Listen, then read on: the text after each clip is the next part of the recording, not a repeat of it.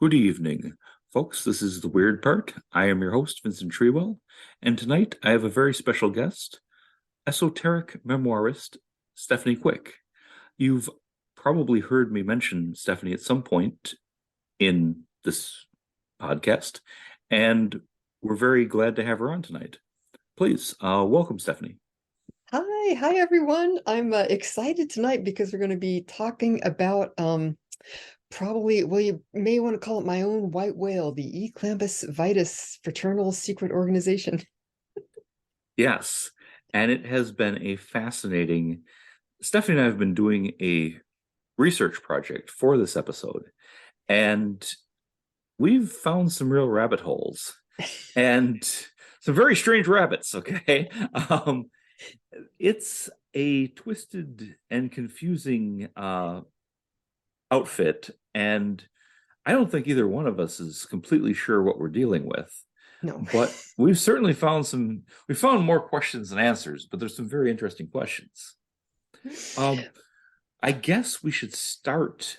This is going to be fairly obscure for almost everybody, including myself. It was obscure when I started looking at it. Clampus Vitus, aka the Clampers, are a fraternal order somewhat along the lines of the Elks Club, the Moose Lodge, that sort of thing, at least apparently at a superficial level.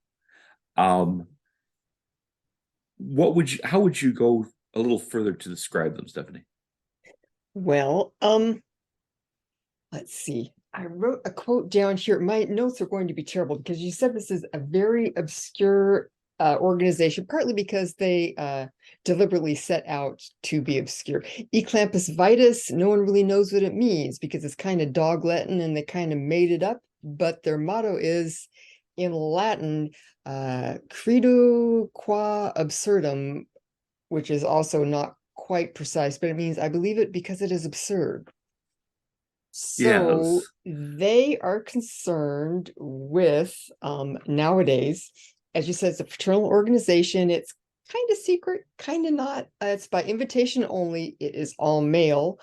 Their two main focuses are historical preservation in the U.S. West. So they have a bunch of different chapters, I think around 40 or 50, through California, Colorado, Nevada, in the Pacific Northwest and everything. And so they'll put up historical plaques. But I'm going to read from, okay, this is the Billy Holcomb ECV chapter, which is down in Southern California. So I'm reading from their website. They're a fun-loving, irreverent group dedicated to the preservation and documentation of the history of the West, including Native Americans, early settlers, the gold rush, and early 20th century memoir. They have 46 chapters and 6 outposts in 10 Western states. They work with private landowners, state agencies, museums, the Bureau of Land Management, chambers of commerce, historical societies, and others as available to research, verify, and disseminate historical facts relating to the places, events, and people that built these Western United States. Works include, quote, major and well-known histories, for example, the Patent Training Center encompassing large parts of California and Arizona deserts, settlements in Panamith and Death Valleys, Wyatt Earp's former home in San Bernardino, the Mojave and Old Spanish trails, and other well-documented sites and events. Okay, all this sounds pretty normal so far. Yes. Works also include lesser-known snippets of historical significance, i.e. the speed of light experiments performed in the late 1920s by Dr. Alan Mitchelson near Riverside, Dr. June McCarroll, who is credited with the idea of divided highways near Indio in 1917, and supposed UFO landing sites near Landers. So this is Yes. how I came across them. They put up these plaques. They raise money. Now, this is kind of the modern version of it. They'll have big meetups and shindigs, and apparently they're well known for drinking. It's often called a drinking society with a historical problem. That's Yes. one of the Yes. ways that they put it. And then they have these big things where they raise money so that then they can research and go through the approval process and everything, designing these historical plaques. So when I was young, my family goes back in California quite a ways, in Fresno and the foothills south of Yosemite. And so I was born in 1962.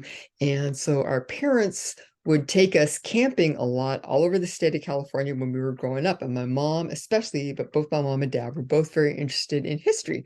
So, for example, one summer we had a week's camping, and my dad's birthday present to my mom was that we would stop at every single historical marker, which was like the greatest present I think anyone has given to anyone else I've No, ever seen. honestly, that sounds perfect for the right couple. Well, for the I mean, they have since divorced, and dad has married another, my bonus mom, Doris, is also an amazing woman.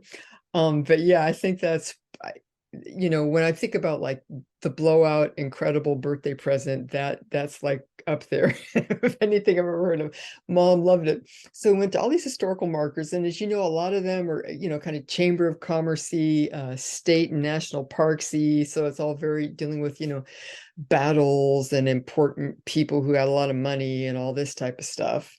Yes, yes. But so we'd see a lot of those, but then we always looked forward to the Clampus Vitus um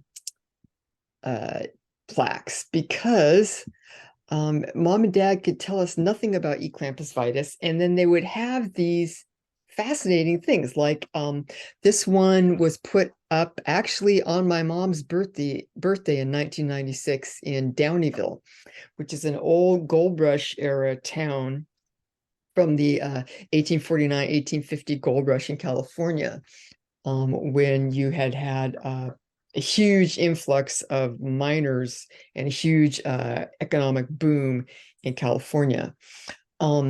So this, I wouldn't have seen this particular plaque, but this is very much along the lines of what attracts you to these Clampus Vitus plaques. This was in memory of Juanita, the Spanish woman, because at this time, let's see, California had just entered the United States as a free state, and it had previously been under Spanish colonization and then part of the Republic of Mexico. Okay, the Spanish woman, also known as Josefa, was hung off the Jersey Bridge July 5th, 1851, a short distance downstream from this spot, for the murder of Frederick Alexander Augustus Cannon. Cannon and his friends were celebrating Independence Day, and after closing most of the saloons, they passed Jose and Josefa's cabin. Now, they were living together. I don't believe they were married, but this is the man that she had chosen to be with. This guy Cannon, he broke the door down. However, history did not tell what happened the next. The next morning, he came back supposedly to apologize. An argument ensued, and Josefa stabbed Cannon fatally in the heart. A mob trial was held, and she was sentenced to death. Josefa climbed the scaffold without the least trepidation and placed the rope around her own neck. Her last words were, "I would do the same again if I was so provoked." Wow. Yeah. So they put up a brass plaque for a lynching. Is that essentially is Yeah. what happened? Wow. Yeah. And this is the kind of the paradox, or the one of the sides of Clampus Vitus. They their first iteration, at least here in the West, in California, was with the gold rush and amongst the miners. And there were people that came. There was kind of like the miners who worked, trying to pan or blast out gold out of the Oh, mountains. yes. But there were also people who came in as merchants and to make money and start banks and all that type of stuff. So you Which is kind of have, often much more profitable than looking for gold. oh yes, yes. So you have the kind of more respectable veneer, and that would be people that would be like the Masons. The Odd Fellows were very big. Mom always looks for an Oddfellows lodge every town we go to. She's like, this is often the first building that they would build in any town would be the Oddfellows lodge, which is true. If I just may interject, Yeah. my grandfather was both a Mason and an Oddfellow, and Hmm. those things were huge back in the 40s and 50s, Yes. and before. But yes, Yeah. they're still around, but not a shadow of their former selves, you might say. Yeah. Yeah. But yes, go ahead. So you had these kind of more traditional fraternal orders, and they'd be like vetting people. You couldn't just be like any regular slob. So the clampers kind of arose or became more popular as like the everyman's, the blue collar thing. They would wear like union suits, which were red, the one piece underwear, Oh yes, and then instead to kind of mock the Masons and these other fraternal organizations, and they'd get like tin cans and make little badges out of them and pin them on their union suits. And the initiations would be like basically a mockery of all the stuffiness, and they would basically take anyone that was like a reasonable person, as long as you were a man. And yes. I guess that the big, at that time, the rumor is the big part of the initiation was that the initiate had to buy drinks for everyone. Yes, So they it were was. constantly on the lookout for new initiates. Yes, it was kind of and there is a real aspect where it's just a good time bunch of guys that I got the impression from their various websites and stuff. They the the phrase that came to mind was bikers without motorcycles. Yeah. That they Yeah, just there's kind of like to have a good time, kind of rough around the edges, yeah, but that's one aspect that we're just here to party and have a good time and fellowship. We're not stuffed shirts. We're down to earth people, and just some guys drinking some beer, having a good time, and that's one aspect. But go ahead. yeah, yeah. And then had a little bit of the mutual aid aspect of a lot of these fraternities. They say they were here to take care of the widows and orphans, but especially the widows, because of course they have to be a bunch of horn dogs too. It's funny, one of their Go ahead. flags, that they would have back in and they still do it, is like the flag we fight under, right? And they have like a hoop skirt. They would Yes, have like a yes. hoop skirt and raise that up as their There's a lot flag. of kind of maybe from my grandfather's era, kind of sexual double entendres and kind of joking around type of. It reminds me very much of my grandfather's card club, is what I kind of Yeah, think of it. yeah, That's sort of a spirit. yeah. And with them coming out of the gold rush era, they ended up having a love and affection for prostitutes and sex workers, because a lot of the first women who were in California, you know, at that time, if they weren't Mexican or indigenous women, they would be sex workers. And there was an interesting um, chapter. A lot of these chapters have, or some of them have websites, and there's some interesting historical information and testimonials on these websites. But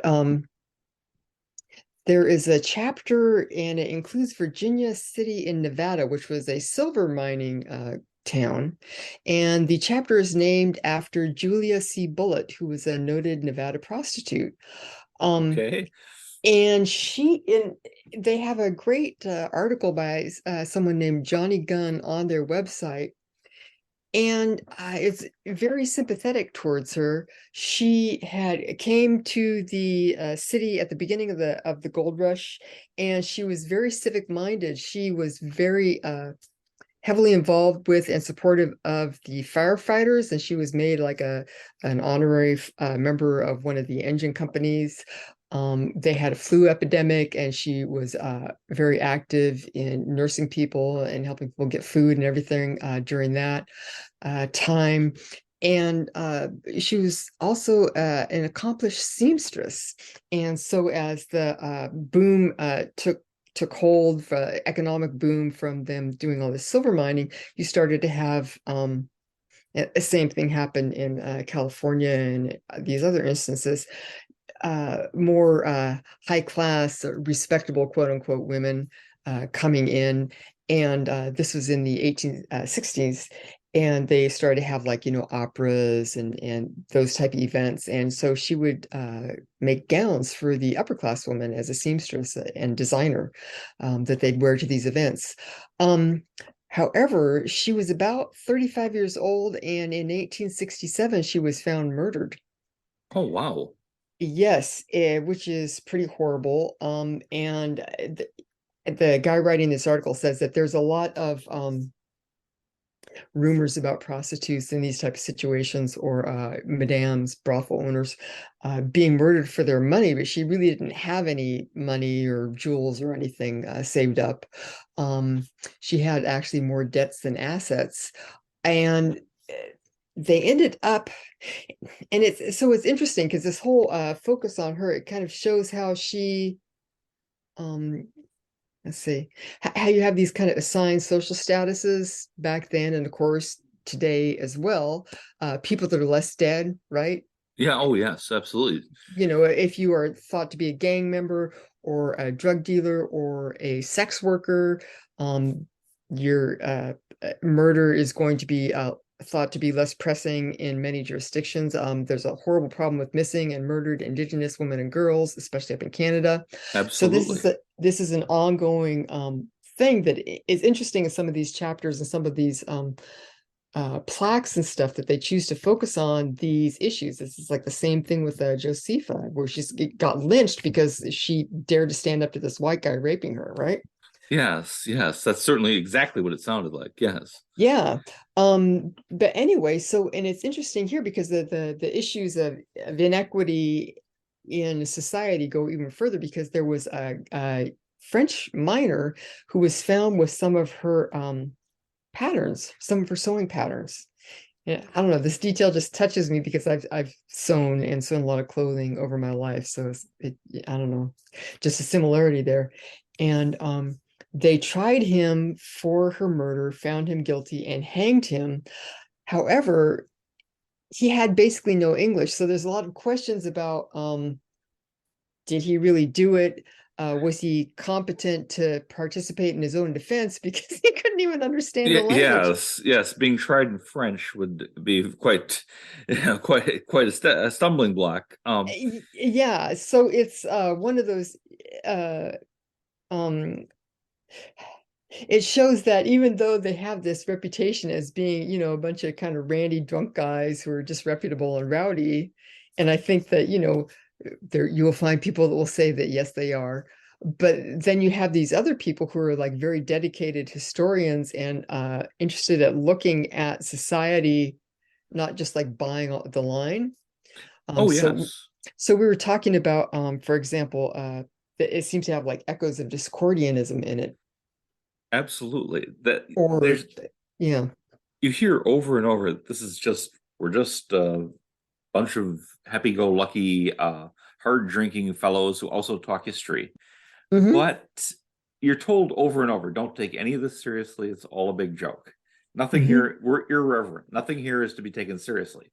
But then when you look at some of the things that they've participated in over decades, and some of the real historical, I say real in the sense of actual things they've done, not that those things are true, but okay, there seems to be a real tendency that they're kind of pushing an agenda Oh yeah, quietly, yeah. but very, very clearly, if you look at it, Hmm. that they're pushing a certain um, narrative, and that they're willing to go to ridiculous lengths to promote something that, if it's all a big joke, I mean, who takes those kind of risks and spends that kind of time and effort and money? There's a specific one that we're going to get to, but Hmm. even before the big ones, well, if we could go back just a little bit, Oh yeah, their own alleged, their self-described history, which is ridiculous. Okay, yep. it can't possibly be true. It's Comes farcical. Yes, it comes from the East Coast, in, Hmm. I believe, Virginia, where they supposedly had their first chapter and their first leadership, their first lodge. Noble And grand humbug. yes, yes. But supposedly that was commissioned by emissaries from the Emperor of China. Well, Yeah. okay, to be blunt, there's no way in hell that any emperor of China sent emissaries to start this fraternal order in Virginia. That did not happen. Okay, that 100% did not happen. And that's their described history. It's like that all the way through. There's always these ridiculous statements that everybody knows couldn't possibly be true.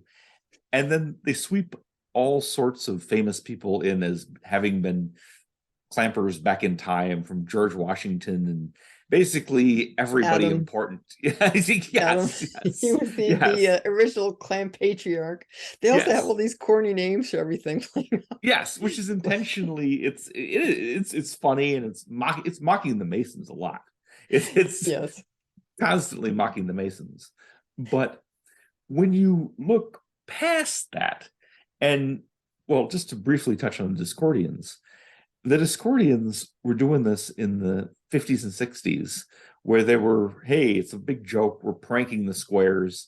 They'd do stuff like send message, like letters to members, high-ranking members of the John Birch Society, and tell them that other members were really in the Illuminati. And, it was, we're just, messing with people. But then people who were in the Discordians, such as Kelly Thornley, end up being tangentially involved with the assassination of President Kennedy. And it gets real quick. And then nobody believes what they have to say because everything's been a big joke up to this point. And Yeah. yeah, it gets really complicated. What was a joke and what was flying under the radar? Yes. No, I completely agree. And I was now there were, and this is another thing. So I was uh chatting with David Metcalf about this because the original the first bits that we could see about like the historical Clampus Vitus Society is like in the mid 1840s, and it's like in West Virginia. Supposedly this guy named Ephraim B was a inn and stable owner in, now it's called West Union, West Virginia. And this is, the guy that supposedly got the commission from Caleb Cushing, who was the ambassador to China. And you can still see a lot of these fables that are set up about how this started. And a lot of it is very racist and playing on kind of tropes of exotic Asian ideas and stuff. And people just messing around. But so you have That's this, something that people used to do, and to some extent still do today, oh which yeah, is have your mystic ideas come from someplace far away over there, and it gives it exactly. more gravitas. It's taken more seriously if it's Tibetan, or if it's Indian, than if it came from some guy in Illinois. Yeah, it's kind of like if you it helps you to suspend your disbelief than if it was, this guy down the road that who Yes, came up with exactly, this idea, exactly. right? It has to But be as far away and little known as possible. yes, I was but just briefly, go ahead. so I was asking Metcalf about this place in Georgia, Dahlonega, Georgia, which supposedly had some Eclampus Vitus activity in the 1840s up there. Actually, that was a gold rush town as well. So you see the ongoing connection with minings. And he said that he hadn't seen anything. He hadn't heard any rumors. He said it was still owned by like certain families that have been there for a long time. And he let slip that mostly they do a lot of growing apples. They have a lot of apple orchards there. And I was thinking, huh. So I'm thinking about this and I think, oh, wait, golden apples, golden apple, Eris, Discordian. And I was cracking up because this is That is actually, wild. Yes. isn't that funny that you have that thing? Um, Yes. and I don't know that there's a connection you could make with people involved with Eclampus who then went on to be involved in founding Discordianism. But I make the point that, I've never been involved with anyone in Clampus Vitus that I know of, but they leave these objects through the landscape. And as you can tell from like the one that I read, the plaque, they have a very certain kind of viewpoint about history and telling stories about what has happened in certain areas, and kind of knitting stories and viewpoints into the landscape. Oh, yes, absolutely. So you don't Um, have, so just by being in that landscape, you can get exposed to these ideas, if that makes sense. oh, yes. Mm. It totally does. And that's, to just be very blunt, that's the thread that runs through this, is that their narrative is really targeted and specific. Mm. And it's not the general history of stuff that happened in the American West. It's very much a narrative of the British and later Anglo Americans, Yep, specifically, British Americans. I would say white, but they're not, it's even more narrow than that, because they don't want it to be the Spanish narrative exactly. or the French narrative or the No. Russian narrative. They want it to be the Anglo narrative, Hmm. and that the Anglo people built the West and are enmeshed in its history and have every claim to California and the rest of the West. Yep. And that's what is the ongoing thread that never gets old with them. Yep. And just to mention two things very briefly, their alleged founder, I noticed that they carefully put him being on the right side of the Civil War. Oh, That yes, he very much so. that he was a big figure in the Underground Railroad, Hmm. and that they'd hold clamper meetings to disguise the movement of escaping slaves, and Yes. that they were definitely not Confederates. Yes. Whether that might be true or not, if you were writing it after the Civil War was well over and you wanted to give yourself a good history, that's the side you'd put yourself on, you know. And they do a lot of that, you know, where they come off, they portray themselves as the good guys, whether there's any historical truth to that at all, you know. Yes. And well, and it's interesting too, because there is like you say, because the other thing about them aligning themselves with the Union in the Civil War is that California came into the Union in 1850 as a free state, right? Yes. Although it wasn't actually, because the last people to be emancipated from slavery in the United States were the indigenous peoples of California. Wow. Yes. Wow. That is Yeah. we've learned something here today. Well, I've learned something here today. I did not realize that. Well, I only knew it because my mom's people go back to the Chukchansi tribe, which is a Yoka tribe in the foothills of California. Um, so it's like I got kind of a certain aspect of hidden history growing up, even though mom's not an enrolled tribal member or anything. When we got bought out of our land rights in 1972, when they had a big uh, kind of forced buyout of land rights Oh, for, there's a lot yeah, of tribal yeah, politics that is ongoing to the current day. Oh yeah. yeah.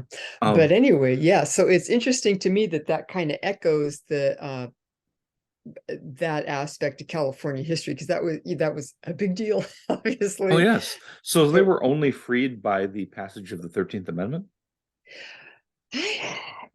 the people in California, I want to say that it was like sometime in the late 1870s or early 1880s.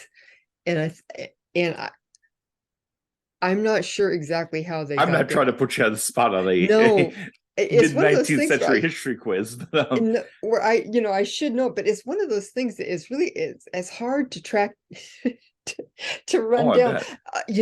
bet. When Barbara Boxer was a senator here from California, she had a great website with on her government website. She had a lot of this Yes. information on there, but then now she's not there anymore. So that was where I used to go because I'm terrible. I used to be really good at dates, and then I got Lyme disease, and Oh my man. brain is different. No, that's a very serious thing. Yes. But Wow. but Um, anyway, so yeah, so like you say, there's this kind of Anglo narrative that they're pushing, and it kind of ignores certain aspects of racial politics here oh in yes. I mean, they have California. a very clear um agenda there. Hmm. And it promotes and want to say it the right way. But it's very it justifies manifest destiny is really what it does. Yeah. Um, it's like trying to kind of write a alternative history, and by alternative mean didn't really happen. Hmm. History where the Anglo Americans aren't conquering other people's or taking their land, but taking back land that was already theirs, which Yep. sounds a lot better, you know? And they try to establish that even when there's no actual basis for that whatsoever. Okay, we should just come out with it. We're going to talk about the Drake's plate hoax. Yes, absolutely. This is the best piece of evidence, but not the only one. Okay, there are many, but this is a really fascinating one. So please go ahead. Oh God, let me tell you, this is something that I have known about and learned about through many years growing up here. Because I was born in Fresno, but then I have lived most of my life in like the East Bay of San Francisco, like Oakland, Berkeley, Cache Valley, and then now I'm up in Napa. And so I've just always been around this area where all this went down. I even went to Berkeley. My mom and dad both worked for Berkeley, like UC Berkeley. And That must have been a fascinating childhood. I'm just butting in, but yeah. I we were really lucky. Our parents uh spent a lot of time with us and did a lot of enriching activities with that. There was a lot, you could go down to Telegraph Avenue, the Museum of Paleontology, the museum, the DeYoung and Asian Art Museum in San Francisco, and the Oakland Museum, and all type of concerts, opera. Uh, we were in youth orchestras. There was like experimental uh, performances. I mean, and our parents really helped us experience all of that. So we were very, very fortunate. And there's a lot of wild, woolly people about. That's what's kind of talking about the Berkeley vibe that, I do not know firsthand, but that just seems like a fascinating place to grow up. It was a lot of fun. You definitely don't think that you're like the weirdest person. You don't think that you're the smartest person. I mean, but it's a lot of fun. There's just like a lot going on. Um, but anyway, so I have been wanting to talk about Clampus Vitus for a long time and the Drake's hoax because, like you say, it's like this way where certain facts and agendas about history get kind of uh, perpetrated onto the landscape and the kind of general uh, idea sphere, and everyone starts accepting it, and then it's still accepted even though it's like based on bullshit. Yes, it's complete bullshit, made up things that are not real. Yeah, go ahead. Okay, so let me try and explain this to you because it it was a hoax that was perpetrated, and then it's been like what about, let's see, 30, 40 years of historians trying to figure out exactly how the hoax went down and who was involved, and it's still very they can't even figure out how the hoax got done. So it's just like it's maddening. But here are the basic timeline I'm going to try and take people through. Okay, so back in the day, um, which would, let's see, be like about 1579, 80. There was this guy, Sir Francis Drake, who was English, and he was part of Britain, and at the behest of Queen Elizabeth I, he had taken his ship, the Golden Hind, and about 80 dudes, and they were circumnavigating the globe, right? Yes, yes. And this is the whole idea of uh, uh, Britain becoming starting to get really into being a colonial power and trying to navigate the globe, figure out what is out there, and let's claim as much as we can for the glory of England, the glory of the Virgin Queen, and plunder and kneecap the Spanish because the Spanish were trying to do the same thing. Absolutely, yes. And So, John Dees is the yep. well-known magician wizard guy, Mhm. is probably the most well-known, really, one of the most, is her personal intelligence officer and uh, also personal magician. But I don't want to deviate too far but yes, there's a major push by Britain to become the sea power and to become this world power through its navy. But go ahead. Yeah. So it was like an incredibly exciting and very creative time. Like you said, John Dee. This is when Shakespeare was writing and stuff. So there's just an incredible ferment.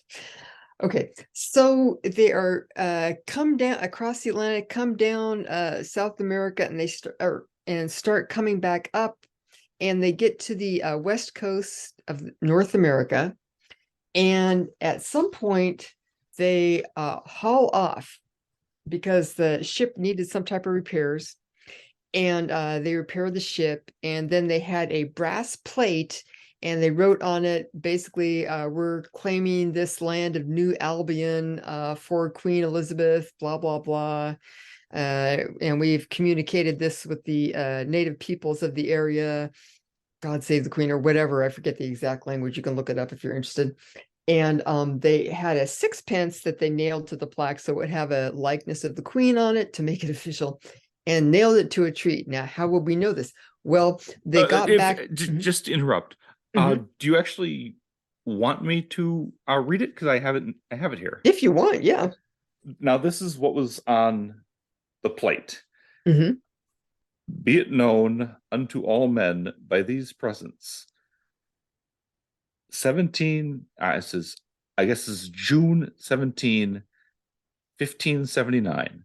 By the grace of God, in the name of Her Majesty, Queen Elizabeth of England, and her successors forever, I take possession of this kingdom, whose king and people freely resign their right and title to the whole land, into Her Majesty's keeping, now named by me, and to be known to all men as Nova Albion.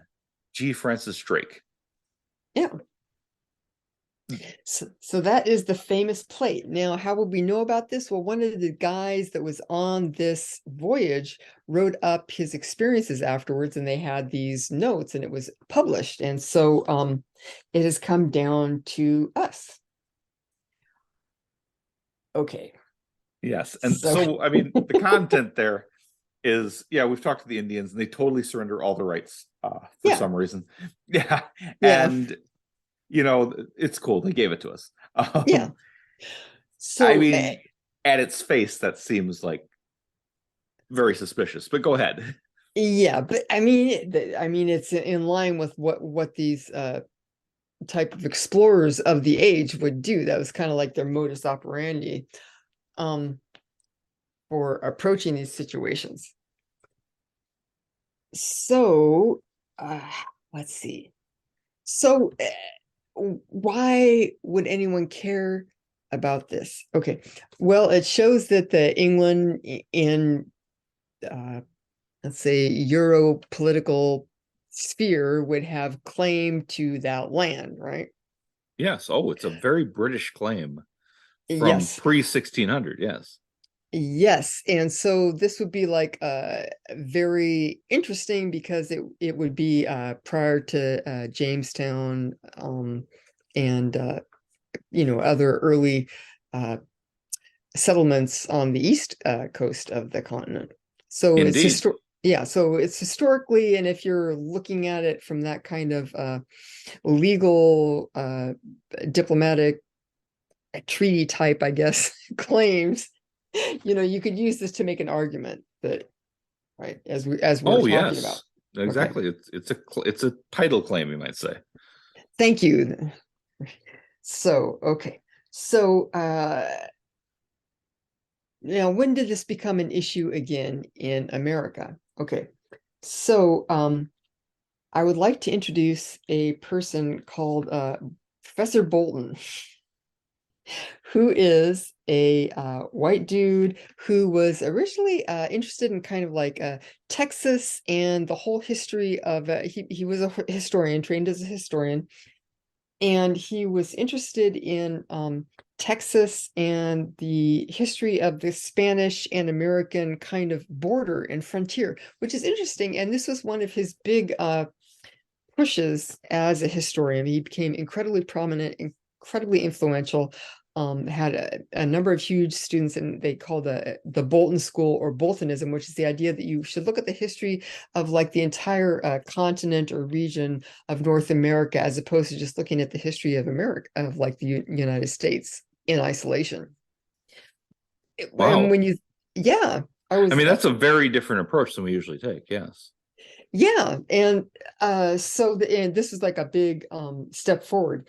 He was studying, became influential, and then in 1911, he became a professor of history at UC Berkeley, and he stayed there until 1944 and he like supervised, I think he has like a world record for supervising the most PhD theses, like over 300.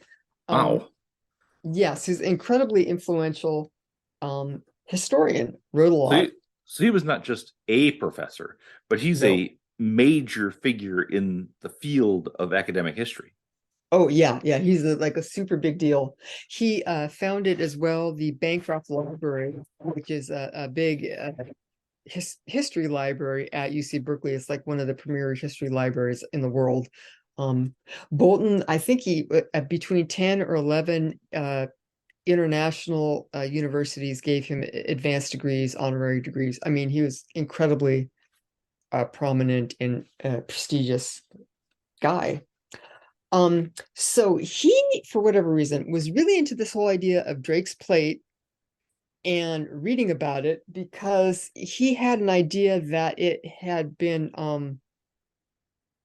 deposited in Point Reyes, which is east of Berkeley and north of San Francisco. It's the area of land called Point Reyes. It's in Marin County, just north of the Golden Gate. And in like the 1870s or something, there's a guy who was a geographer, and he had put it in his mind, or figured out that he thought that there was this one particular little bay that he thought was Drake's Bay, and he petitioned a local area to get it named Drake's Bay, and it's still called Drake's Bay to this day. If you want, you can look it up on a map. It's Interesting. yes, I mean it's great. It's in part of a Point Reyes, which is a national park. National, I forget the exact name for it, but it's a gorgeous area, and you can go there. It's incredibly beautiful. I've been there many, many, many times over my life, and it, it it has incredible natural beauty, history, and including this bay that has been thought of as Drake's Bay for I guess hundreds of years now. So Bolton was really into the idea that this is Drake's Bay, and he was always telling his students and anyone who would listen, keep an eye out for this plate because it'll prove that Drake was there. Now, there were a couple, and it's interesting because there were a couple of women who were like historians or anthropologists. One was Zelia Nuttall, and she was lived from 1857 to 1933, I think. And she was an anthropologist, and she studied, I think her mom was from Mexico, and she studied Mexican archaeology and anthropology.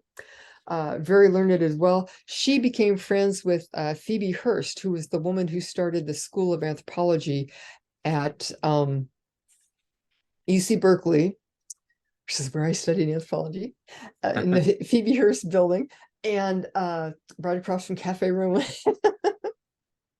And that is Hearst of William Hearst, the newspaper I magnate. was going to ask. That's Yeah. one of the Hearsts. Like, yes. Oh yes, like Patty Hearst, I was going to William bring that Hearst, up too. Yes, who had a much Rosebud, worse that experience at Hearst. Berkeley, but yes. Yes, Hearst Castle. Yes, so Phoebe Hearst, I was of that family. I think I want to say it was William Hearst's wife. Don't quote me on that. But anyway, yeah, so she was a big philanthropist, and she ended up founding the School of Anthropology at UC Berkeley. And Zelia Nuttall was one of her people that she worked with, like Phoebe Hearst was like her benefactress. But Zelia had been studying this, and she thought that that Drake had actually pulled in farther up in the Pacific Northwest for various reasons. But Bolton didn't Like like this maybe idea. more around Seattle or even British Columbia. Yeah. Okay. And Bolton really didn't like this, and he kind of undercut Zelia Nuttall and was able to get kind of capture the narrative back for his idea that Drake had been here in California. So that was around 1917. Now then, Okay, if I may just interject, and it Mhm. would be important that the British Empire placed its claim in Southern California rather than near Canada. That makes a big Yeah, whereas it's geopolitical actually, difference. yeah, actually it's Northern California, but yeah, Okay. Okay. yeah, yeah. You want it Because in Drake's California, Bay, you don't want it up there. exactly, yes, and Drake's Bay is like right north of the Golden Gate Bridge, so it's like a right north of San Francisco. Okay. Yeah, um, and I was almost just going to say, and it's on the coast, believe it or not, the bay. It's near all the big water. Yes. Yes. Everyone's going to feel like very enlightened now that I pointed it out for them. Oh no. No, no, that makes complete sense. And it would be very geopolitically important to be in California rather than Yes. be in somewhere that's kind of like Canada. Well, yes. And then the other thing with Bolton is that, then this is like right near, if you're going to drive from UC Berkeley to Drake's Bay, it's maybe a couple hours. So it's like that's in California time. That's That's very close. California close, yes. It's California.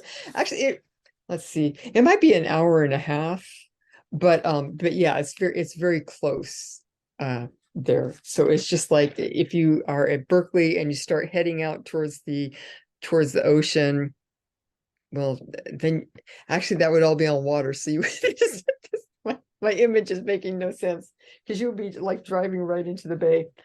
Scratch that. Okay. Then in 1936, this other woman who is a historian, it says Ava Bolton. I think I might have misrepresented her name there, but she was a historian, and she was also placing Drake in the Pacific Northwest. And so there was a lot more pressure again on this whole narrative of Drake's Bay being in Point Reyes and just north of San Francisco. Is she maybe Taylor? I think you might be right. I think I think that's I wrote that incorrectly. no, it's really easy to do. I'm just digging through my notes here. I know this. This is just Let's see. Um Nuttall and Taylor's evidence. yeah, Taylor. Yeah, Yeah, I think that's the other female anthropologist that's looking into this. But yeah. go ahead, please. In 1936. So what would be something that would be really great that you could find that would put all this argument to rest? Yes, obviously, if the plates itself could be somehow happened upon, that'd be great. Yes. And what do you know? Yes. So I think 1936, there comes to Bolton's attention this plate, and it has that writing on it. It's brass. It looks old timey. It has I don't know if it has a sixpence on there. I think it has a hole where the sixpence could have been. Um, and it was apparently found, well, actually, it looks like it was found by the guy that gave it to Bolton near San Quentin. Yes, that's San Quentin, the prison, which is also quite near here. Um, some guy had been out there driving and had, I think that he had flat tire or engine trouble, pulled off to the side of the road and had to answer the call of nature. And as he was looking around for some leaves to clean up with, he happened to find this plaque. Now, San Quentin, again, is, I don't know, these days I looked at it on Google Maps, like an hour and 20 minutes drive from San Quentin to Drake's Bay, but it's still pretty close. And of course, with this narrative that we have about how it got found, you have more of this clamperitis to it, right? Because the Yes. guy's taking a shit, right? Yes. And then the other I thing would have is, lied about that. No, no, aliens gave it to me or something. I'm not telling them really, that. and here's the kicker. The last thing that you would want to do, that you would ever risk doing in the landscape of California, is using leaves to wipe yourself with, because we have poison oak all over the place here. Yes, my And it's a brief lot worse time than in poison. California, that seems like a worst case scenario, man. It's incredibly risky. You can't, I mean, my mom has a very good friend, and her dad was a Boy Scout when they were young, and the Boy Scouts said, oh, just go and get gather wood for a fire. And they just got like sticks and twigs and everything. And they, all these little kids ended up in the hospital Oh because they had man. poison oak of the lung, because they'd had some just sticks in. So this stuff, I mean, you could have like just a stray stick in there and you'd be in misery for weeks. Oh So man. yeah, so the whole story is sounding suspicious. Also, it's like at San Quentin, which is like nothing like what Drake described getting to. So then someone else comes on the scene and says, oh, actually, we found it at Drake's Bay, and then I had it in my car, and then I thought I was going to use it for something, but then I didn't need it, so I just like threw it out of the car at San Quentin. And then so all of Which this is all just sounds ridiculous, you know. super likely. Okay. But Bolton was this big, a very incredibly prominent historian, and he was like super stoked to push this plate and the story behind it and the way that it lends this legitimacy to Drake landing in California in 1579. So he decided to kind of certify it as a historian, and the people, a couple of people around him were kind of saying, it doesn't quite look right, but he got real hot and raised all this money, like $3,500. This is like in the mid 1930s, to We could purchase buy a this house plate. for that, yeah. Yeah. And then put it on display in the Bancroft Library, which he was just starting. Um, and so, have this incredible historical item there where people could come and see it. And so it really solidified the idea of Drake showing up and being part of this. And interestingly enough, I didn't really see this addressed in any of the articles about it, but of course, I have been many times to the Renaissance Fair. A lot of people enjoy them. Oh Um, yes, absolutely. Go ahead. and it started down in Southern California in like around 1966 or 65. That was like the very first one.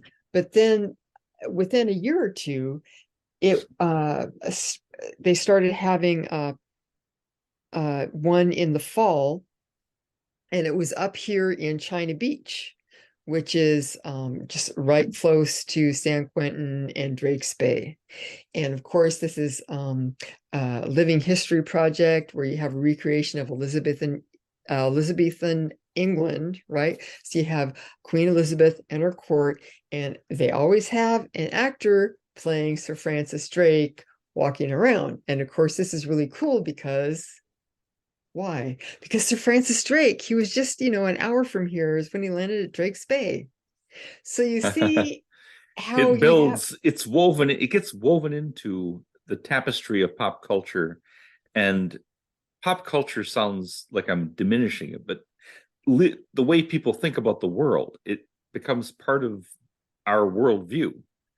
and it's a, I mean, and the thing is, I mean, the Renaissance Fair, I mean, still some of them are still big sticklers about it, but especially back then, it was like a living history thing, right? You have people, um, actually, I was one of those people making whole entire costumes out of by stitching by hand Oh, with the wow. embroidery and everything. Actually, I made a suit for my husband, and one of uh, the slops on it, or the pants of his suit, have a design based on a cloak that was worn by Sir Francis Drake. It has like moon and stars. I kind of abstracted that design on the slops, and it's all Wow. hand stitching in metallic thread.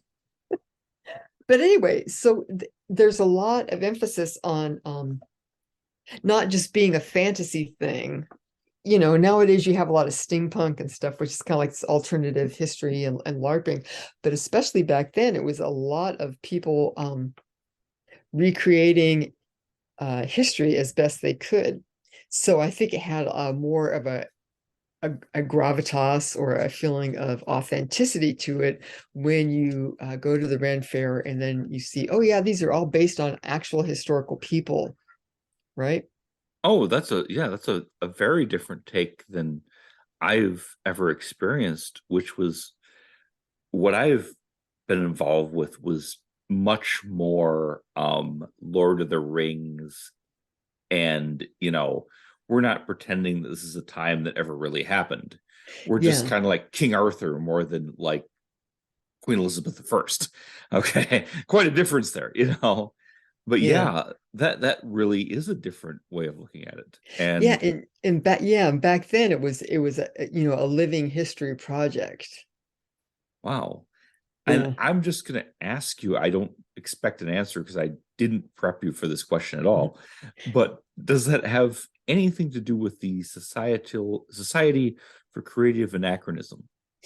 Well, SCA came out of Berkeley, like literally town of Berkeley. They ended up the first SCA May Day festival was in the mid 60s, and they ended it up by like having a parade down Telegraph Avenue, Wow. singing Greensleeves. So again, there you see like the Anglo focus of it, Oh, and yes.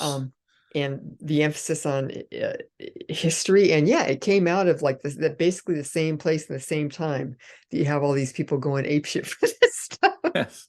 And laying down a foundation of we're doing these rites that were done in the British Isles, but we're doing Yeah, them here in California, yeah. and they belong here. And it's right across, on a clear day, if you go up on Berkeley, you can look over to the Golden Gate, which is just right by Drake's Bay. You can't Yes, see yes, Drake's indeed. Bay from Berkeley. But yeah, it's just all part of knitting these events and ideas and histories into the landscape, Yes, yes, indeed. which is very, and if you have any public speaking coaching or theory under your belt, right? You know that if you can get people physically participating in and interacting with your narrative, whatever it is, it's much more impactful. I hate that word, but you're going to remember, people are going to remember it. Yes, They're absolutely. going That's to take it on marketing. board. Yes. Yeah, yeah. Um, okay, so how was it that Bolton happened to be such a lucky guy that they found this plaque? Indeed.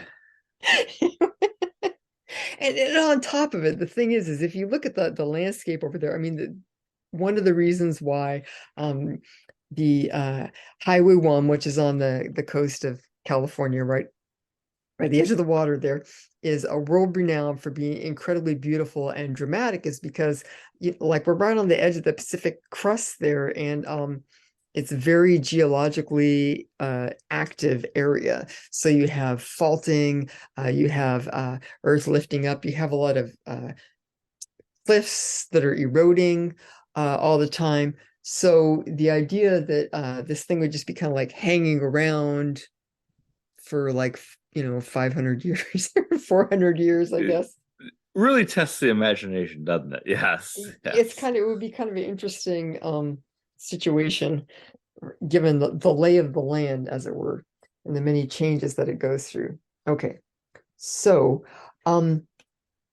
now we had left our clampers in the gold mines, and they had been continuing on with having their parades and their encampments, and then doing some history stuff and all their initiations and stuff for many years. But things had really petered out, and by the time that World War One came around, things are pretty much in the doldrums as far as Clampus Vitus.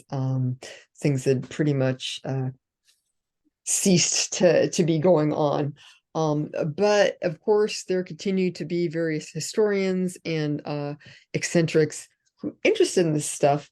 There was a guy called Carl Irving Wheat, and in the early 1930s, supposedly he decided that he was interested in reviving the Clampers, and he got in touch with a guy, Alan Moore, who was really old. He lived to be like a 90 or 95, and he had been a clamper back in the day. And so he was Just to, able. Mhm. I'm sorry to interrupt, but just Yeah. for our listeners, this is Uh-huh. not the Alan Moore who's a British magician. And does comic books. Totally different person, happen to have the same name. Please Yes. continue. No, Well, that's actually an excellent point. if you've seen a picture of Alan Moore, I might need to make that distinction. It's true. Um, Go ahead. so he spoke to Carl Wheat and told him about all the various structures and processes and traditions and rituals and initiation stuff of the clampers, so they could get this ball rolling again. Carl Wheat again was he died in 1906. He was pretty old. He was an incredibly accomplished person. He worked for the FCC. He, I believe, was a lawyer. He worked for the government in World War II. He was a director of the California Historical Society at one point. He was on the advisory board for the National Park System. He was a clamper. And interestingly enough, at one point, he was president of the Friends of the Bancroft Library, which was Bolton's big project. And Yeah. if I may, there you Yes. see kind of the two sides of the clampers. Yep. You have the blue collar miners, we're not as snooty as the Masons type of thing. And then you have people that are incredibly connected like that, who And are yeah. the upper crust, who know people who make real decisions that affect what gets put in the library, what gets put in the museum, what courses get emphasized and de-emphasized, and who have a lot of influence. And those are two very different things. I mean, you want to know how much influence Carl Wheat took sick for his final illness, his final fatal illness. He was at the Bohemian Grove property up on Russian River. Indeed. Well, of So a little course he was. connected. Yes, that's perfect. Yes, that kind of thing. Yes. Somebody who knows people that know people. Yes. Yeah. And But the interesting thing about this Drake's hoax is Carl Wheat is never mentioned as having anything to do with it at all, even though he was involved with the Bancroft Library and all this stuff. yeah, somehow his name was left off of it. Indeed. Somehow he managed to avoid that. Okay, so everyone is excited about this Drake's plate, and how it, as you say, knits the whole, justifies the whole idea of the Anglo influence in California. And then it's going to come up, I guess it was like 1977. They thought, wow, this is cool, because in 2 years it's going to be the 400th anniversary of Drake visiting Drake's Bay here. So we have all these great facilities here in Berkeley, and so we can really study this plate and find out more about it and justify it, right? And That's probably the so last thing some people wanted is let's turn some real, CSI investigation on this object. No, no, no, no, no. But that's what happened. Go ahead.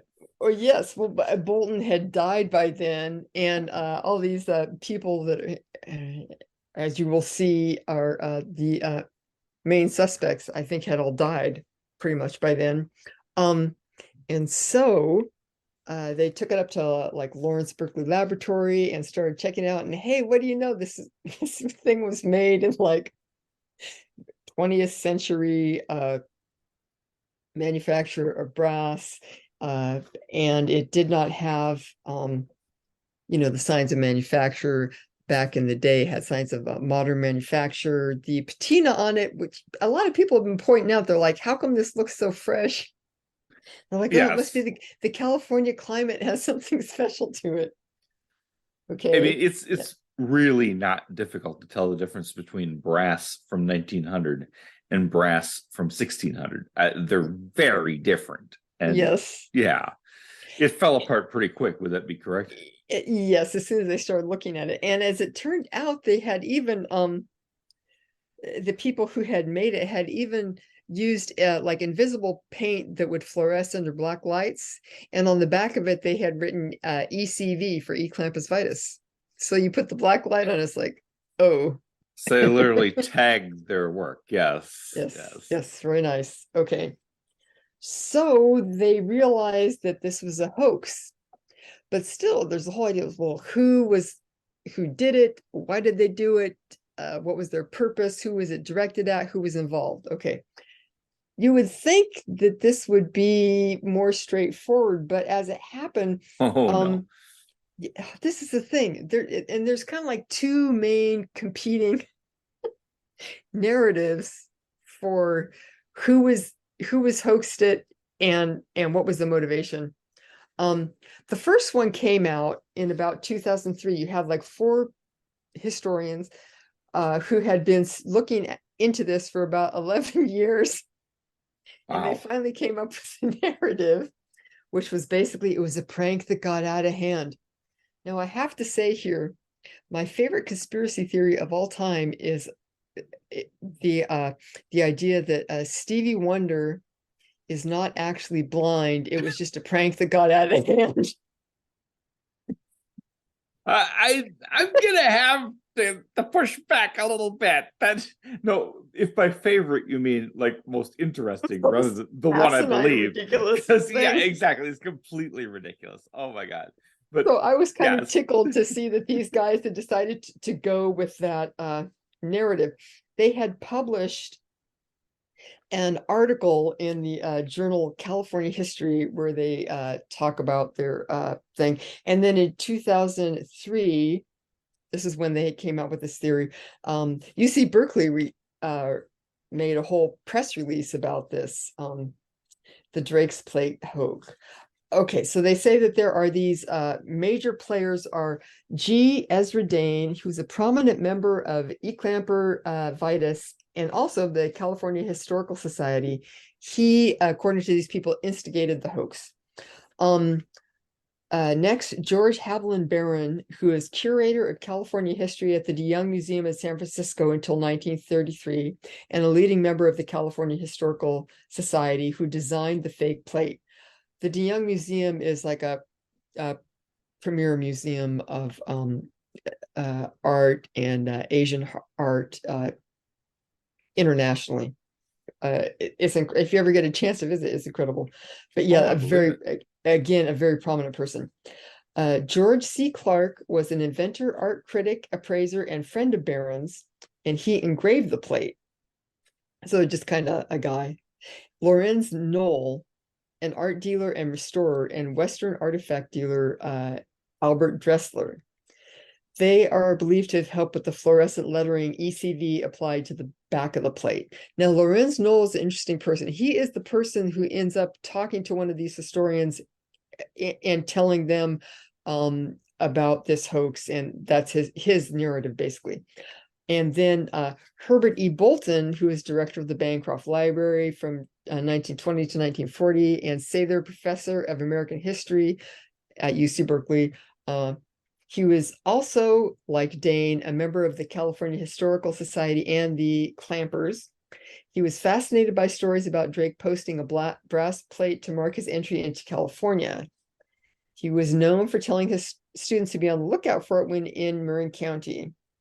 The plate's appearance fulfilled Bolton's dream, and he was thrilled to acquire it for the Bancroft. Now, all that information is from the UC Berkeley press release about this. So their theory was that Dane and Barron, Clark and Knoll all conspired at Dane's instigation to feed this plaque to Bolton to tweak him as a way to pull a prank on him. But then Bolton bought into it so hard that they couldn't really back out of it. And remember, these are not just some guys. These are very connected people. Prominent people. Exactly. I mean, this is not some garage hoax by some dudes that thought it'd be funny. I mean, there's a museum curator involved. There's, people who are who are on the board of the California Historical Society. That tells me that this isn't just some funny thing we decided to do at the bar. You know what I mean? Yeah. It seems like, to be blunt, a private psyop, for lack of a better word. It's definitely completely readable as a psyop. And it worked. Oh, it absolutely worked. And whether Bolton, and I'm not going to cut, I want you to tell me what you think about whether Bolton was involved intentionally or not. They definitely found a guy that they could tell exactly what he wanted to hear, and he would run with it. But these were people that had an agenda, a really specific agenda, and created this object to further that, and it was successful. But go ahead. I digress. Yeah. So the idea was that okay. So again, from that press release, the tricksters and most of the hoax all belong to the same small world of California history enthusiasts, the researchers said, making a public confession very difficult. Though the tricksters tried to warn Bolton indirectly, he disregarded the warnings. Okay. About a decade after the plate was found, Lorenz Knoll, this is the art dealer and restorer, told Albert Shumate, a San Francisco doctor, California historian, and longtime leader of the California Historical Society and the Clampers, what really happened. He said that they had decided to do this elaborate joke, and that it got out of hand. And so this was after Dane, Barron, and Clark died, and then Bolton died, and then Knoll began telling this story to a wider circle. But Albert Shumate, I think it might be Shumate. So in other words, three can keep a secret if two are dead. Kinda idea. Yes. Yeah. Okay. So in this idea, then the idea is that Bolton was innocent, and you still have preserve his reputation, and he's still this incredibly renowned historian, very influential, and it's understandable he was just overly enthusiastic. Okay, so that sounds reasonable, and we realize that Drake. This is not Drake's fate. This is not substantiating Drake's claim to California. However, what do we have? About 2019, again, it's always these women that are coming for Bolton from the Pacific Northwest. There is a historian called Melissa Darby. There is a great article in the Smithsonian called "Did Francis Drake Really Land in California?" New research suggests that one of the state's greatest historians oh God, excuse me, greatest historians had a hand in perpetrating an infamous hoax. So Melissa Darby is a historian, and I have not read her book or looked deeply into her research, but from what I've seen of it, she makes some valid points from multiple angles, which partly she is looking at internal testimony from the guy who wrote about Drake's Plate and what he has to say about like the architecture and the lifestyle of the indigenous peoples where they landed. For example, they have like plank houses here in the Miwok, which would be the territory that Drake's Bay in Point Reyes is in. They have like bark houses. And so it's a different kind of architectural style. And then also she's looking at the words that were used. She links that more to the Pacific Northwest peoples. And she says that some of the other archaeological evidence, like old Chinese ware that was found in a shipwreck here, has been identified as a shipwreck that was actually a Spanish boat. It was not plunder via Drake. There was some evidence that one of Drake's ships had spilled a bunch of this Chinese ware. And that has been documented as having been shipwrecked or dumped here, and then the indigenous people started trading it this like in the 1600s or something. So that's something that's been followed. She said that the archaeological and historical work on that shows that it was a Spanish ship and not Drake. Then I'm quoting from the article here. Melissa Darby, this historian, details how Bolton was often associated with a host of scams and schemes relating to Spanish or pirate treasure. In 1920, he publicly authenticated a 16th century Spanish map pointing to a rich cache of silver and gold in New Mexico that set off a media frenzy, right? Publicity moon. It proved a fake, but gave Bolton his first taste of national renown. The next year, Bolton claimed to have translated an old document that gave clues to an ancient trove of nearly 9,000 gold bars hidden near Monterrey, Mexico. When he declined a spot in the expedition organized to find it and to share in the profits, he again made headlines by turning down the offer because of his pressing academic duties. No he was treasure kind ever of working surfaced. the system, playing the game, despite being an incredibly influential academic. Yes, and she also points out about how these schemes helped him because, a lot of this was happening like in the 30s when it was a Great Depression, and as today, academics need to attract students and sponsorships and get excitement about their programs. So she thinks that he was kind of working that a little bit. And then having this plate in the Bancroft Library is really a big wow. Oh yes, it's hugely influential. Yeah, So and it's a she big makes draw. Yeah, people come to see it. so she makes a decent case that he could have been in on it, and we don't have the type of documents to know. And as you say, with the clampers being so heavily involved, especially, there's this constant muddying of the waters. Yes, and just everybody who seems to be involved with this is the clamper, and also involved with quote unquote legitimate academic history and Yeah. archaeology. And that's a real tough thing to reconcile, because they seem to be inserting, for lack of a better term, bullshit into the academic narrative. And that's way easier to put in than it is to pull out.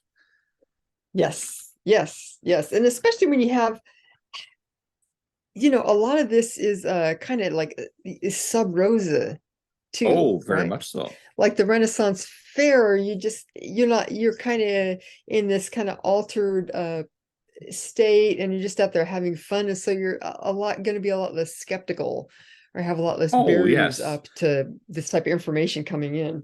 We're not here to do critical thinking. We're here to have a good time. Exactly. And plus, And that there's plenty of booze. exactly, that could be the clamper motto, to be very blunt. Yep. Um, Stephanie, do you mind if we pause for just a moment? Oh, not at all.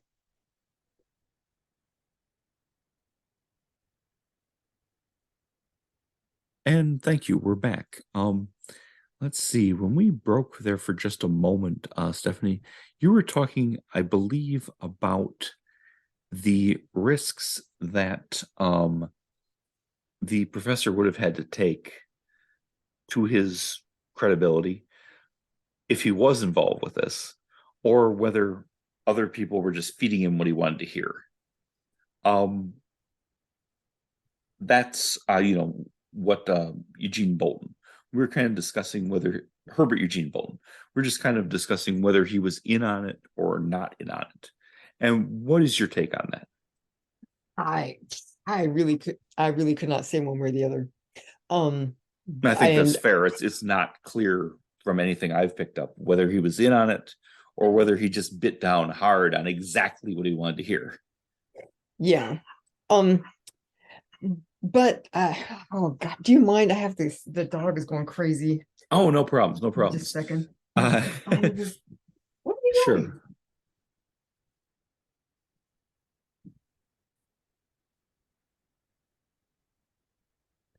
Okay, so Reed Bolton, I really couldn't say one way or the other. Either way, he would be taking risk to his reputation, but at the same time, like you're saying, he's incredibly influential and well connected, so he was in a much better position to control the narrative. Um, and the fascinating thing is that in October, I believe, of 2012, the Interior Department, I believe it was, of the United States government decreed that, yes, uh, Drake's Bay was indeed the site where Francis Drake had landed when he was sailing around. Wow. Yes, And so you have, go ahead, so it please. worked. Yes, you have something that started out as a hoax, Mhm. as allegedly as a prank, April Fool's joke. And I would say it started out as fake news. Mhm. And it becomes so embedded in the narrative that 100 years later, give or take, you have the government saying, no, that's what really happened.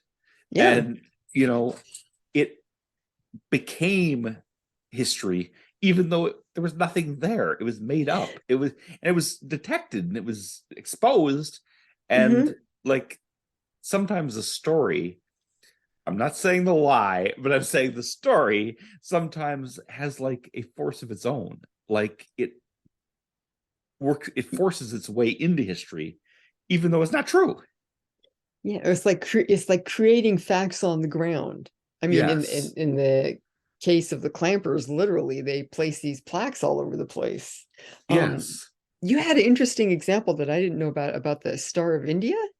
Yes. The Star of India. And I have done some research, but I haven't been able to determine. I believe this is an actual correct piece of information, but as you can tell, it's not always that easy. The Star of India was a ship, and there is a official California state historical marker number 1050, um, which is in San Diego. The Star of India is a ship in the Maritime Museum at San Diego, and it's the earliest iron-hulled sailing ship in existence. It was launched in, I believe, 1853. Hmm. And I'm certainly not saying the Star of India didn't exist.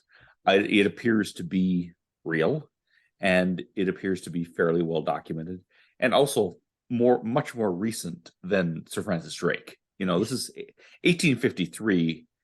We can still kind of nail down what really happened and what didn't.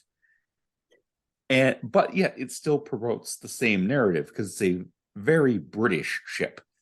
It's well, the historical marker mentions that it's a three-masted bark, the oldest iron-hulled merchant ship afloat, built on the Isle of Man in Great Britain. Yeah. And there you go. It's the same narrative. It's stressing the importance of the British history of the American West. And that fits the Clamper narrative that fits what they're into, what Yeah. their agenda really is. And go ahead. Yeah, no, I was gonna say I think that is a good point and a good call. And this is interesting because I'm looking at the picture right now, and it's a California Registered Historical Landmark, which means that it has been vetted by the State Department of Recs and Recreation, State Department of Parks and Recreation, and California, historical process. They have this whole administrative historical process for evaluating the wording, the historical significance, accuracy, all that. So you can see, and it's also in cooperation with the Maritime Museum of San Diego and the Ancient and Honorable Order of Clampus Vitus Squibob chapter. SQIBOB. I have no idea what that's about. That's one of the chapters of ECV. So But it has, yes, so it's this official thing, but Clampus is, like you say, choosing these certain aspects of like official history to emphasize and yes, promote. and the clampers are literally involved, and that just again and again you see it that they're promoting sometimes certain fallacies, but sometimes actual true information, but from a certain perspective. Yeah. And that perspective is always the British and the Anglo-Americans have a full claim to California and Nevada and the rest of the American West. That's Mhm. like what their agenda and ideology is. Mhm. And I wonder, I'm going a little afield here, but not that far. In the fake plaque, Mhm. which we now know to be fake, but still, carries enormous weight, despite It being did its debunked job. Yeah. decades ago. Yes. In the plaque, the indigenous people surrender all claim to the land to Britain, the British Empire, and the Queen. Mhm. Um, would you like to comment on the events that happened in the 1900s when a clamper who claimed to be a chief of a tribe who The was able Milox. Yep. yes, who was able to give that dispensation and say we surrendered everything to the Queen, took it back and gave it to the United States of America.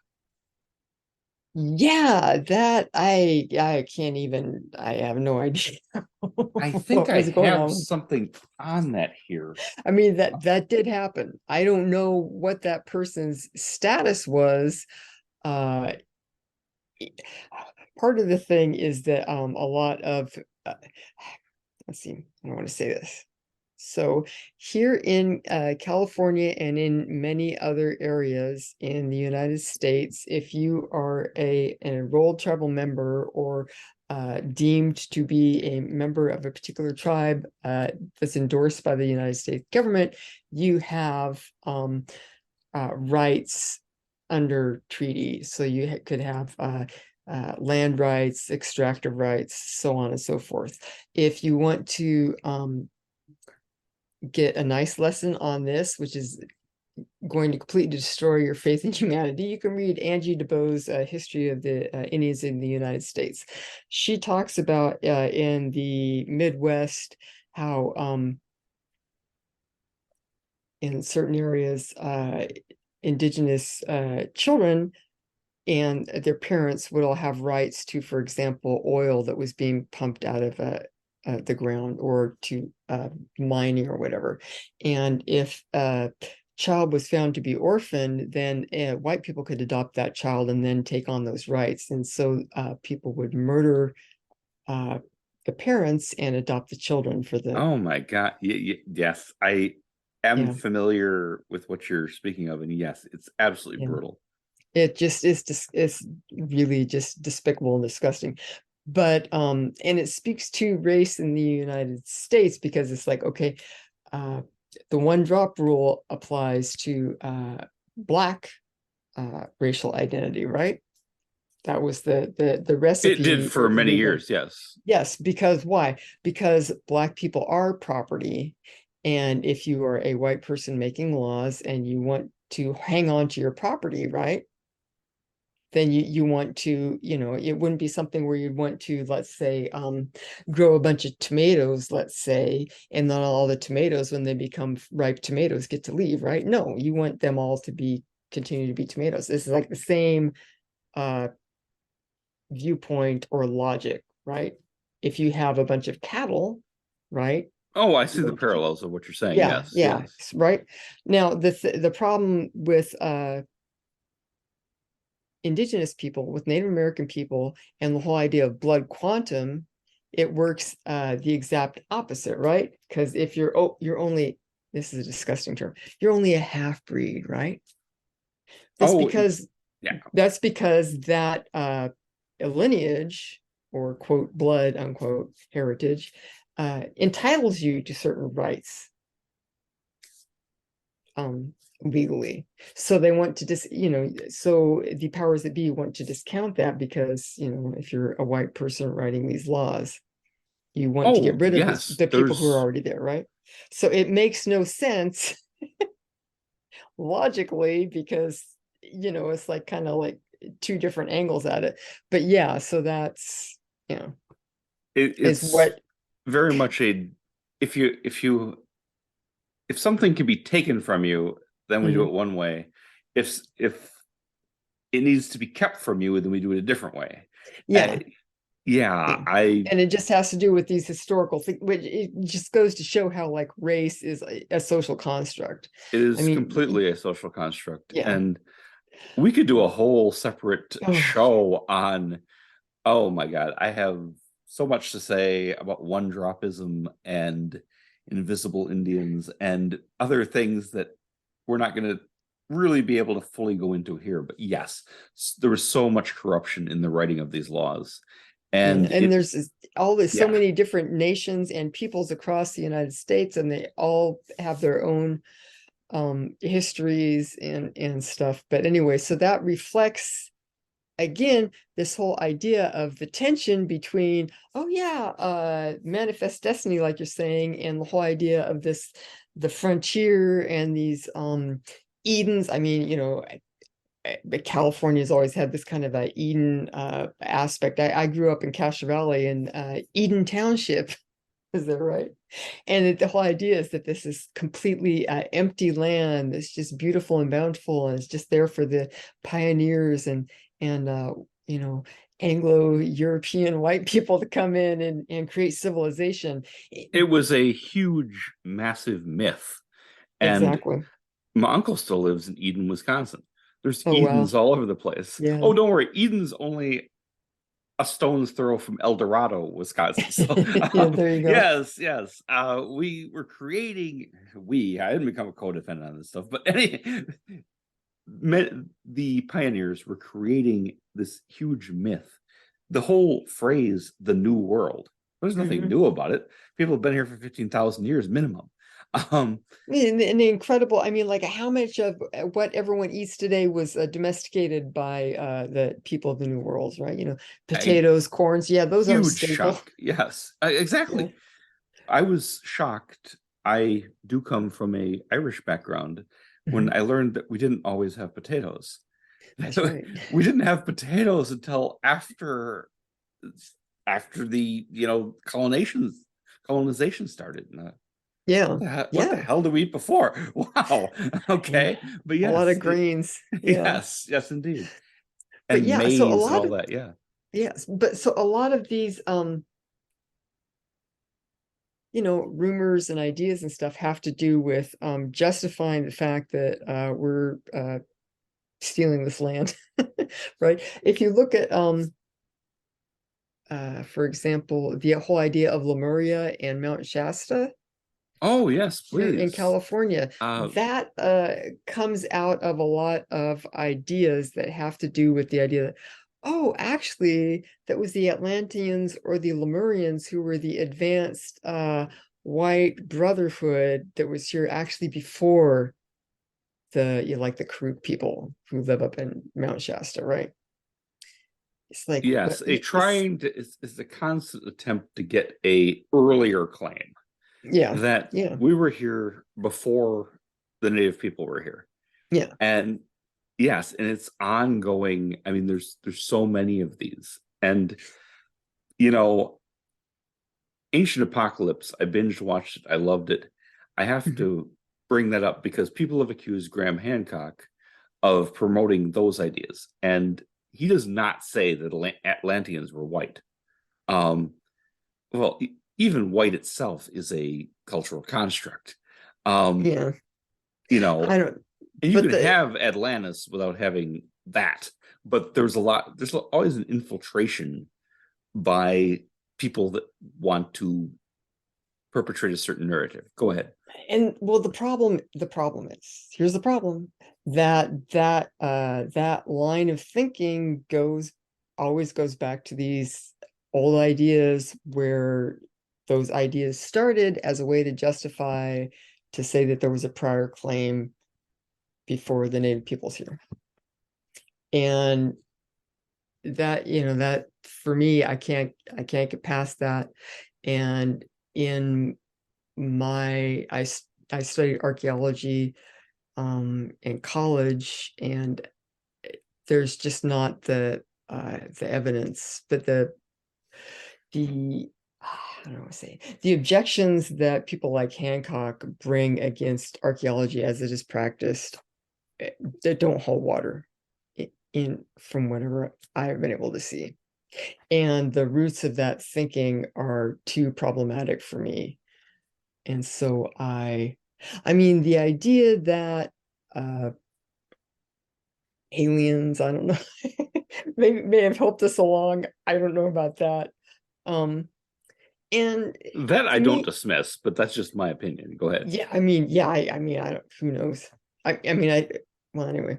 Um, but to me, I have looked at those ideas for too long and in too much of depth, and also looked at the academic work, and it, it's just too inherently racist for me to, I can't abide it. And I guess I would respectfully disagree, only for the simple reason that I'm involved in I have some interests that are constantly infiltrated. Um, I look at it like this. If you like guns, and I don't want to digress too far into politics, but Yeah. if you like guns, you will Mhm. have racist people, like, for lack to be blunt, crawling up your ass to sell you Yeah. their theory of, oh, I like Mhm. guns too. You know why we need guns, and one thing Yeah. leads to another, Yeah. and Yeah. that that doesn't mean if you like guns you're racist. It doesn't mean that, but there is a constant infiltration. And if you're interested in possible pre-Ice Age civilizations, people are there to infiltrate and are there to, sell their ultimately racist ideology just Mhm. because you're interested in this other thing that has nothing to do with that. Yeah. Yeah. Um, No, I mean, you're very right to be constantly on your guard, because a lot of these ideas, I mean, uh, there's just a lot of authoritarian, racist ideas out there, and there are a lot of history is authoritarian and racist, and a lot of these oppressive threads. So yeah, I mean, you're right. You have to be alert and on your guard. yeah, And absolutely. A lot of yeah, people are selling things, and that's the tip of the iceberg. And yeah, what they really want to sell you is just some Nazi crap, but they want to get you with a hook, yeah, that will seem normal. yeah, yeah. And I do appreciate, I mean, the whole idea of human origins and how we used to live, and all the things that people have been up to is one of the most incredibly fascinating things that you can study and look into. So I really Oh, can't yes. fault people from that angle. But I think, like you say, it's important to look at. Well, I like this clamper discussion. I think is really interesting because there's a lot of stuff that you just kind of see as kind of background noise in a lot of ways, but there are people behind it who are pushing a certain agenda Oh, absolutely. consistently. So I think that this applies there as well. Is just do your best to kind of step back and think about, okay, what's this? Who are these people? What are they saying? What's it about? Yeah. Absolutely. Your critical thinking is just a must in dealing with this stuff. And I did find the note of what I was talking about with Hmm. the man who was the chief of the Miwoks in 1937, William Fuller, was a member of Clampus Vitus. Really? And during a ECV meeting, he revoked the cessation of land to England and ceded it all to the United States. Yeah. And Convenient. yes, yes, exactly. And it's purely this performative thing that just builds that there's, you know, a Anglo-American claim to the West. Yeah. And that's what we've found so far. And, I hope that listeners may come forward with some more clamper material because that would be very helpful. That's what we've found so far, that there is an agenda that's driving this thing. And this is not just blue collar miners hanging out and having a few drinks. This is way more connected than that. And I don't think the story's done. No. And I think we had to have Not in the least, a one or two tension headaches trying to. Yes, yes. Because I thought, well, the Drake's hoax, that's interesting, and it's all kind of done and dusted and then I started looking into it. It's like, what? It's like still controversial. When you hit me with in 2012, the feds said, "Oh no, this is real," and Yeah. anybody who looks at it can tell that no, it's not real. It's been exposed. It was exposed 40 years ago. But I believe there's some political forces that want it to be true. So we'll just say it's true, and that carries Yeah. a lot of weight, that carries a lot of weight in the world. Yeah, it's just fascinating. And we didn't even touch on, there's a whole love of Eclampus Vitus for let's say, well, as you were saying, ladies of the evening, various outlaws, and a lot of stuff about like kind of airships and possible UFO sightings. Just kind of all these tips that they had to the extraterrestrial. There was one in Alum Rock Park, I think. They had a plaque and they talked about all this stuff. It used to be like a tourist trap, and they had a carousel there and this and that and the other thing. And then they talked about how it used to be the site of it was supposed to be thought to be the site of an extraterrestrial meteor, but then it turned out it was a natural formation. And it's like, so that's the type of thing that got me when I was a kid. You're reading all this stuff and you're like, but all meteors are extraterrestrial. So why did they put extraterrestrial? It's By like they just kind of definition, they don't come from Michigan. They come from outer space. Yes. but they're just kind of they're just kind of like nudging you Yes. towards, and then they have I like think you a know what we mean. Yes. Yes. yes. And then there's one in Livermore, which is fun, talking about the Tolliver airship. 8 miles, I'm reading from the plaque, 8 miles southwest of this location in the spring of 1904, Charles Tolliver built an airship with an aluminum superstructure covered with 6,000 yards of pongee silk.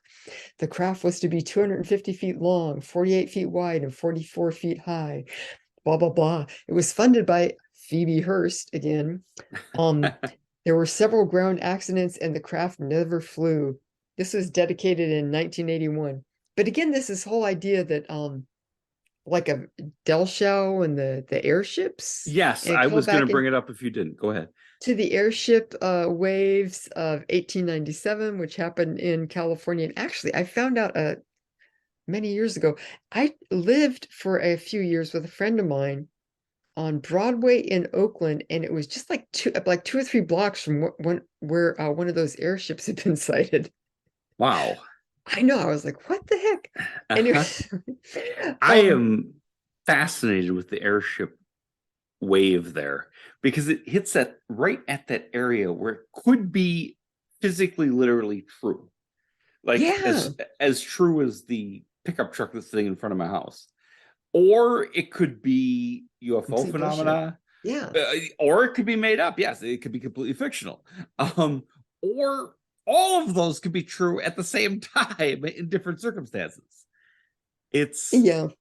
really, So it's a fascinating thing. Please go ahead. yeah, yeah. But anyway, so I was just going to say that there's this whole kind of like very playful side to Clampus, but it again is talking about like advanced technology and this whole idea of keep tipping the hat to contact with well, it's like a kind of a callback to Drake, right? You have like the exploring new lands or you know contact with new horizons. It's the whole idea of like space travel and everything, and the extraterrestrial landing legends of the West. So yeah, I think that that could be an interesting angle to look at too.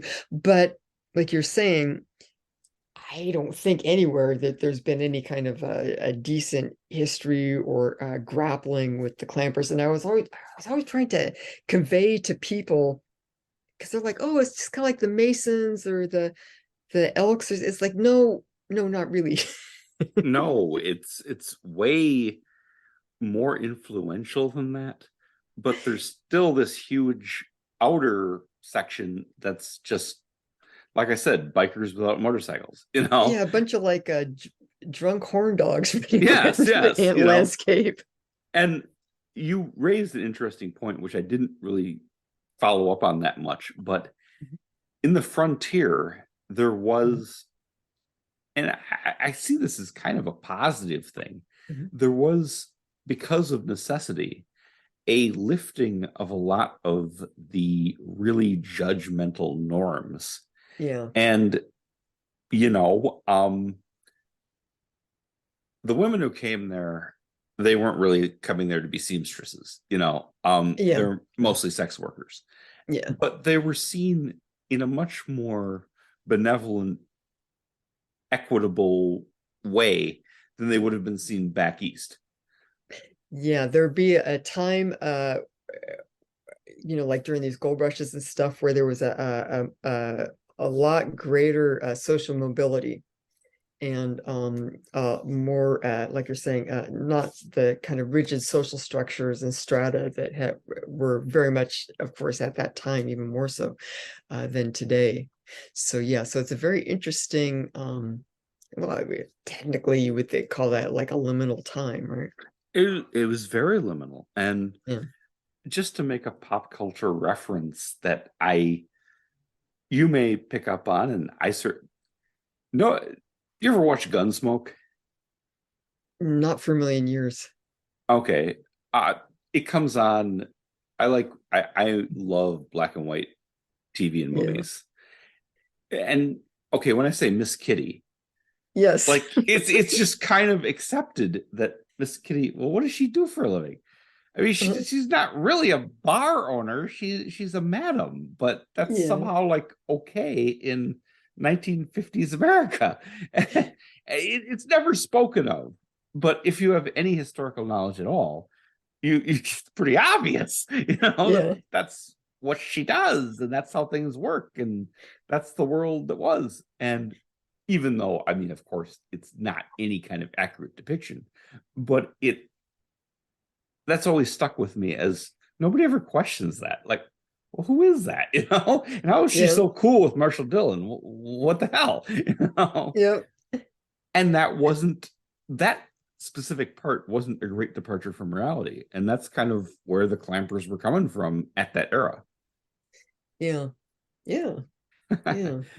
So I just should note briefly Mhm. that for what it's worth, synchronistically or not, we're recording this on Mardi Gras.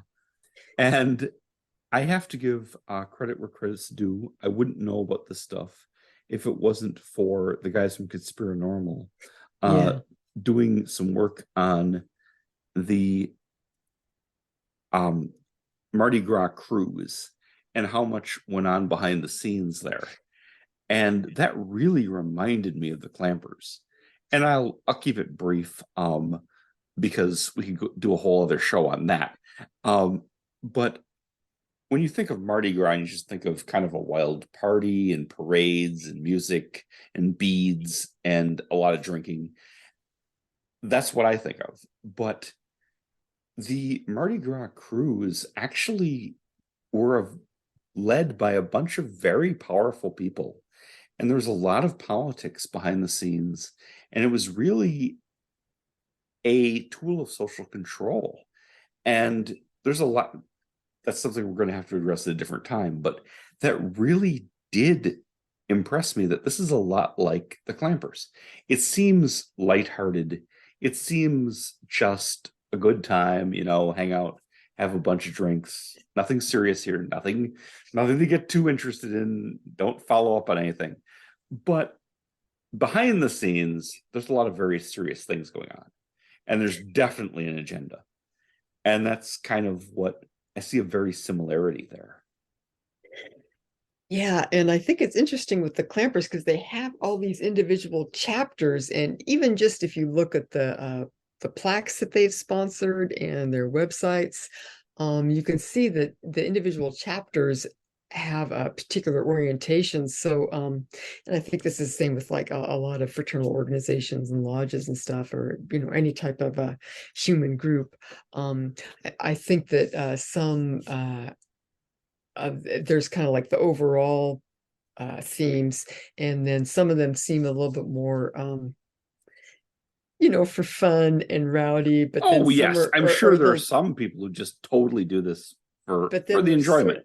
Yeah, and then there's certain other ones that are really into the history and really have that kind of laser focus on the agenda that they want to get across. So it's interesting. Okay, I have to say that Oliver is being a complete brat and driving everyone crazy, and I think I'm going to have to wind it up. Oh yes, well, we've only been talking about this for 2 hours, so and we barely scratched the surface. Hopefully, we've at least explained kind of the whole Drake's hoax. Yes, I hope people can, feel free to comment and to send to this podcast anything that you've got, personal experience, historical research. I'm wide open to hearing what you have to say, because this is a fascinating topic. And as you said, we've just scratched the surface. We've given one good example, but that's it. Oh man, it is just, yeah. And yeah, and the material that's out there is very scattered here and there, and it changes depending. Well, just with the hoax, it's like, well, if you could take a snapshot in the 60s, one thing, 1980, something completely different, 2003, oh yeah, now we have, and then even up till today, it's like, well, guess what? It's crazy, and it's a lot to keep track of, but it's fascinating too. Oh yes, absolutely. Well, hey, I'd like to thank you, Stephanie, for spending this couple hours talking about something that is fairly obscure, but is important and is really interesting. And thank you for your time and for your insights and information. I really appreciate it. Oh no, thank you, because this is it's something that's been tantalizing group that I was fascinated from the time I was very small. So it's really great to have the opportunity to dig in further with someone, especially like you, that really gets it, and the fascination. So yeah, I would be super excited if we smoke anyone else out who might be interested in talking about any of this stuff, because I think that there's a definite, well, like you say, the conspiranormal guys definitely have that viewpoint of looking at some of these more underground streams of influence in society. I guess like recluse on the farm, those other people. So hopefully they'll enjoy it and get inspired to poke around too. So yes, and I hope that we can come back, have you back on again, and we'll probably have more to say. Yeah. I think that's pretty much a certainty, if I may. Yeah, no, I would love to. I think it'd be fun, but have to have some time to dig in some more. But yeah, Oh, definitely be yes. up for Oh, yes. revisiting this. Be a lot of fun. Well, thank you very much. And folks, thanks for listening. This has been The Weird Part. I am your host, Vincent Treewell. Stephanie Quick has been my very special guest tonight. Thank you and good night.